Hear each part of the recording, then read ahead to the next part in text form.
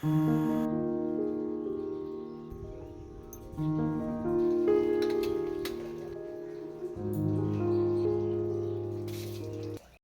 জলখাবারে আমার সোনামা যা যা খায় তোমরা তো সবটাই দেখেছো। তবে আজকে সোনামায়ের সকালের জলখাবারে কিন্তু আমি একটা নতুন রেসিপি বানিয়ে দিচ্ছি।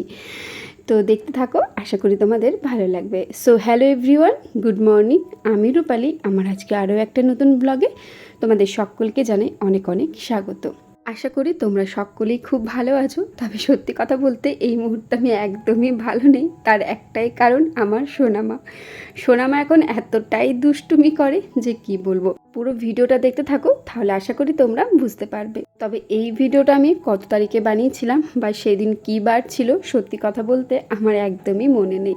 তো যাই হোক, চলো তোমাদের সাথে আজকের ভিডিওটা শেয়ার করা যাক। আজকে সকালে সোনামাকে দেব চিড়ে, কলা, আম পাকা, আর সাথে ছিল বাড়ির বানানো টক দই।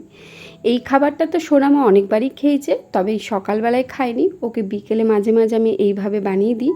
তবে আজকে সোনামাকে ভাবলাম সকালে একটু চিড়ে মাখিয়ে দিই। তো চিড়েটাকে ভালো করে ওইদিকে জল দিয়ে ধুয়ে নিয়েছি, আর এদিকে সাথে আমি একটা কলা নিয়েছিলাম আর একটা আম নিয়েছিলাম। তবে পুরো আমটা দিইনি, একটা আমের এক ফালি দিয়েছিলাম। তো এখানে দেখো চিড়ে যেহেতু ধোয়া হয়ে গেছে, তো তার সাথে আমি কলাটা দিয়ে দিলাম। আর এখানে ওই যে বললাম এক ফালি আম দেবো, তো সেটাই আর কি চামচের সাহায্যে বের করে নিয়েছিলাম। আর সাথে ছিল বাড়ির বানানো টক দই।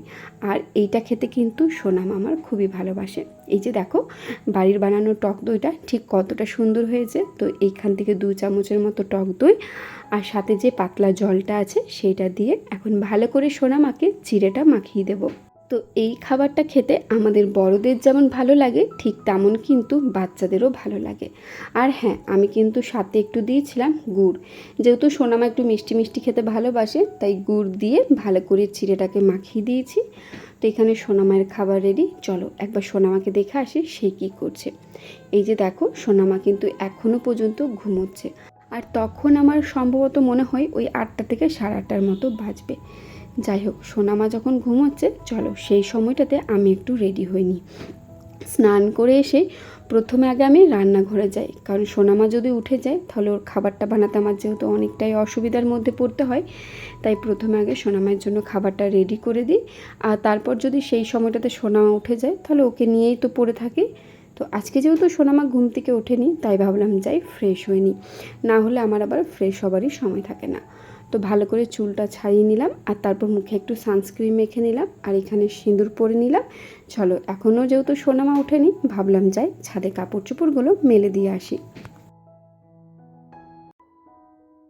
তো যেই সকল বাচ্চারা মানে ওই 11-12 মাস পেরিয়ে যায়, মানে 11-12 মাস থেকে শুরু করে এই 2-2.5 বছর পর্যন্ত যে সকল বাচ্চাদের বয়স, তো সেই সকল মায়েরাই একমাত্র জানে এখন ঠিক কী সময়ের মধ্যে দিয়ে তারা পার হচ্ছে।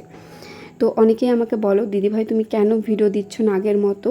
দেখো, আগের মতো ভিডিও দেওয়ার পরিস্থিতিতে এখন আমি আর নেই। তার একটাই কারণ, সোনামা যত দিন দিন বড় হচ্ছে, ওকে সামলানোটা সত্যি কথা বলতে অনেকটাই চাপের হয়ে যাচ্ছে। দিন দিন ওর এত পরিমাণে জেদ বাড়ছে, মানে এখন আমার কথা ও কি শুনবে, ওর কথাই এখন আমাকে শুনতে হচ্ছে, এমনটা হয়ে গেছে। এখন সোনামা এত পরিমাণে দুষ্টুমি করে, আর সত্যি কথা বলতে এই বয়সটাই হয়তো দুষ্টুমির।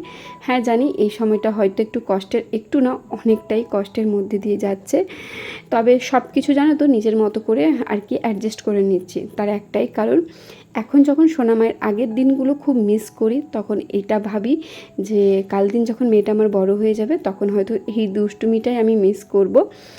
তাই হয়তো এনজয় করছি এমনটা একদমই বলবো না, কারণ এখন যে কী সময়ের মধ্যে দিয়ে যাচ্ছি, ওকে যে কিভাবে সামলাতে হচ্ছে সেটা এখনও পর্যন্ত আমরাই বুঝতে পারছি, আর আমার মতন যে সকল মায়েরা আছো তারাই বুঝতে পারছো।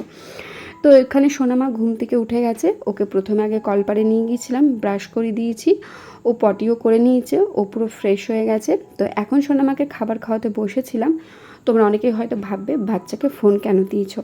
তো প্রথমে সোনামাকে একদমই ফোন দিইনি। প্রথমে সোনামাকে আমি অঙ্গি ভঙ্গি করে, গান করে, নাচ করে, ঢোল ঢাক বাজিয়ে, মানে সমস্ত রকমের মানে আদব কায়দা করে সোনামাকে খাওয়ানোর চেষ্টা করেছিলাম। তবে কিছুটা খাওয়ার পর এত পরিমাণে ও জেদ করছে, যেটা সহ্য করার বাইরে গিয়ে।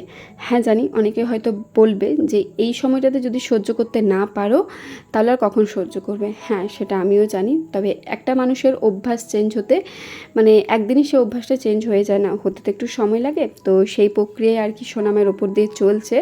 তো যাই হোক চলো, ওইদিকে তো সোনামায়ের খাওয়া দাওয়া হয়ে গেছে, তারপরে আমিও খেয়ে নিয়েছিলাম। আর খাওয়া দাওয়া যেই হয়ে গেছে সেদিকে কলপারে অনেকগুলো বাসন পড়ে আছে, তো সেই কটা বাসনে এসেছিলাম ধোবার জন্য। তো এখানে ভালো করে বাসনগুলো মেজে নিচ্ছি, তারপর ভালো করে জল দিয়ে ধুয়ে নেব। তো একটা কথা বলি, অনেকে হয়তো ভাববে দিদিভাই এখন ভিডিও দিচ্ছে না, তো কারণটা তো তোমরা অনেকেই জানো যে এখন আর আমার শরীরের মধ্যে সেই এনার্জিটা একদমই নেই। তারপরে কি বলতো, আমার তো এটা ডেলি লাইফস্টাইলের ব্লগ, মানে সকাল থেকে রাত পর্যন্ত কি কি করছি তো সেটাই আর কি আমি শেয়ার করি তোমাদের সাথে, মানে এতদিন ধরে শেয়ার করে এসেছি। তো এবার একটা ব্লগ বানাতে মানে সকাল থেকে রাত পর্যন্ত কি কি করছি সেই সমস্তটাই তো ক্যাপচার করতে হয়। তো এই সকাল থেকে রাত পর্যন্ত যে ভিডিওগুলোকে ক্যাপচার করা, সত্যি বলতে এখন আর শরীর সাথ দেয় না। অনেক সময় হয়তো ভাবি ক্যাপচার করব, তো কি হয় বলো তো, হয়তো সকালের কিছু ক্লিপ নিলাম, মাঝের হয়তো কিছু ক্লিপ নিতে ভুলে গেলাম, বা হয়তো আর ইচ্ছে করলো না। তো এইরকম আর কি হয়ে যাচ্ছে।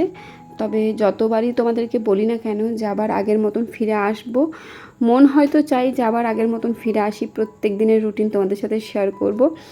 তবে যখনই সকাল হয় আমার আর একদমই ইচ্ছে করে না ফোন আর তোমার স্ট্যান্ড নিয়ে ঘুরে বেড়াতে, মানে এতটাই এখন আমার বিরক্ত লাগে। আর তো অনেকে হয়তো ভাববে যে দিদিভাই তুমি তো বলেছিলে ভিডিওটাকে ভালোবেসে করো, তাহলে কি আর ভালোবাসো না? না, অবশ্যই ভিডিও করতে আমার খুবই ভালো লাগে, আজও বলবো। তবে যারা ছোট বেবির মা তারা আশা করি বুঝবে যে সকাল থেকে রাত পর্যন্ত ঠিক কী কী আমাদের মধ্যে দিয়ে যায়। তারপর আবার যদি কোনো বাচ্চা মানে রাতে বারবার ওঠে ফিডিং করার জন্য, বা সারাদিনে যদি বারবার ফিডিং করতে চায়, তো সেই সকল মায়েদের যে কী অবস্থা হয় হয়তো তারা আমার ব্যাপারগুলো বুঝবে। আর যারা বোঝার নয় তারা হয়তো উল্টোপাল্টা কমেন্ট করবে। যাই হোক, আমি যেহেতু সোশ্যাল মিডিয়াতে আছি তো সবটাই আমাকে গ্রহণ করে নিতে হবে, ভালো খারাপ সবটাই। তো এইদিকে দেখো আমি এখন কলপারে যে বাসনগুলো ছিল সেগুলো তো ধোয়া মাজা হয়ে গেছে, তারপরে বসে গেছিলাম সবজি পাতিগুলো কাটার জন্য। তো প্রথমে আগে ঝিঙে আলু কেটে দিয়েছিলাম, যেহেতু ঝিঙে আলু দিয়ে পোস্ত হবে। আর এদিকে কেটেছিলাম কলমি শাক। তো কাটা হয়ে যাবার পরেই এখন ঘড়িতে বাজে 11:30টার মতো। তো সোনামাকে নিয়ে সোজা চলে গিয়েছিলাম কলপারে, ভাবলাম যাই ওকে স্নান করি দিই। আর আজকে আর সোনামাকে সাবান মাখাবো না, যেহেতু মেঘলা মেঘলা ওয়েদার ছিল, তো তাই ভাবলাম শুধুমাত্র সোনামাকে একটু তেল মালিশ করে দিই। তবে ও যেই শুনেছে ও স্নান করবে অমনি দেখো মানে বারবার কলপারে যাওয়ার জন্য মানে অস্থির হয়ে যাচ্ছে। ওই বলছিলাম না এখন ওকে সামলানোটা খুব কষ্ট হয়ে যায়, তো সেটাই আর কি ওকে আমি বারবার বোঝানোর চেষ্টা করছিলাম যে একটু পরে স্নান করবি, আগে ভালো করে তোকে তেল মালিশ করে দিই। তবে না, ও তো কিছু বোঝে না, নিজের মতো করে বারবার কলপারে যাওয়ার জন্য অস্থির হয়ে যাচ্ছে। আর জানো তো এই ছোটো বাচ্চাকে না বারবার বকতেও ইচ্ছে করে না। তবে যখন আর একদমই পারি না, মানে সহ্য করার বাইরে হয়ে যায়, তখন হয়তো ওর ওপর চিৎকার করে ফেলি। তো পরে হয়তো ভাবি যে কেন চিৎকার করলাম, ও তো ছোটো বাচ্চা, ও তো আর কিছু বোঝে না। আর এদিকে আমার সোনামা তো ক্যামেরার দিকে তাকিয়ে আছে, দেখছো মাম্মাম কী করেছে। আর হ্যাঁ একটা বলি, আমি যখনই স্ট্যান্ড লাগিয়ে ভিডিও ক্যাপচার করতে শুরু করি অমনি সোনামা গিয়ে স্ট্যান্ড সমেত ফোনটাকে ফেলে দেবে।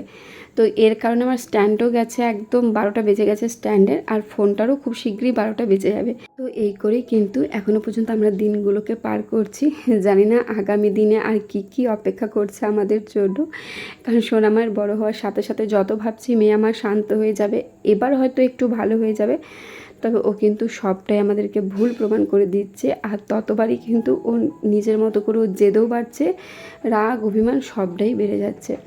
তো এদিকে কলপারে আসতে দেখো ও নিজের মতো করে স্নান করবে, ওকে কিন্তু স্নান করানো যাবে না। যতই ওকে বলি দে আমি জল ঢেলে দিচ্ছি, আমি তোকে ভালো করে স্নান করে দিচ্ছি, মেয়ে তো কারোর কথাই শুনবে না। ও নিজের মতো করে স্নান করবে, যতক্ষণ ইচ্ছে হবে ততক্ষণ ও জল ঢেলে যাবে, কিছু বলা যাবে না, কিছু বললে ওর জেদটা আরও বেড়ে যাবে। তো এই যে দেখো বারবার ও ক্যামেরার দিকে দেখছে আর এদিকে নিজেই জলটা ঢেলে যাচ্ছে। চলো অনেক হয়েছে ও নিজের মতো করে স্নান করা, এরপর আমি ওকে একটু ভালো করে গাটাগুলো ঘষে দিই, কারণ ভালো করে যদি না ঘষি তাহলে তেলগুলো তো এক জায়গাতেই থেকে যাবে। তো বন্ধুরা, আমার সোনামায়ের বয়সে তোমাদের যাদের যাদের বেবি আছে, তো এই সময়টা তোমাদের কেমনভাবে বেরোচ্ছে অবশ্যই কিন্তু কমেন্ট করে জানাবে। আর অনেকেই জানতে চেয়েছো সোনামা কী কথা বলতে শিখেছে। তো খুব তাড়াতাড়ি কিন্তু তোমাদের সাথে ভিডিও শেয়ার করব যে সোনামা আমার কী কথা বলতে শিখেছে, ও কী বলতে পারে, বা যেটা শুনছে সেটা বলতে পারছে কি না। তো সবটাই তোমাদের সাথে শেয়ার করব। তবে কবে শেয়ার করব সেটা কিন্তু আমি একদমই কথা দেব না, কারণ বুঝতেই পারছো কথা দিয়ে আমি অনেক সময় কথা রাখতে পারি না, তো তাই আর কি কথা দিতে পারলাম না। তবে খুব তাড়াতাড়ি কিন্তু তোমাদের সাথে শেয়ার করব। আর হ্যাঁ, একটা কথা বলি, সোনামা কিন্তু আমার অনেক কথাই বলতে পারো শিখে গেছে। তো এদিকে সোনামায় স্নান করা হয়ে গেছে, তারপর ওকে নিয়ে সোজা চলে গিয়েছিলাম খাবার খাওয়ানোর জন্য। তো এখন সোনামায়ের জন্য খাবারে ভাত, ঝিঙে আলু দিয়ে পোস্ত, আর এদিকে নিয়েছিলাম মাছ। তো এটা দিয়ে এখন সোনামাকে খাওয়াবো। আর সোনামা কিন্তু দুপুরের খাবারটা ফোন দেখে একদমই খায় না, এই যে গাড়ির ওপরে ওকে চাপিয়ে দিই, ও টুকটুক করে খেয়ে নেয়।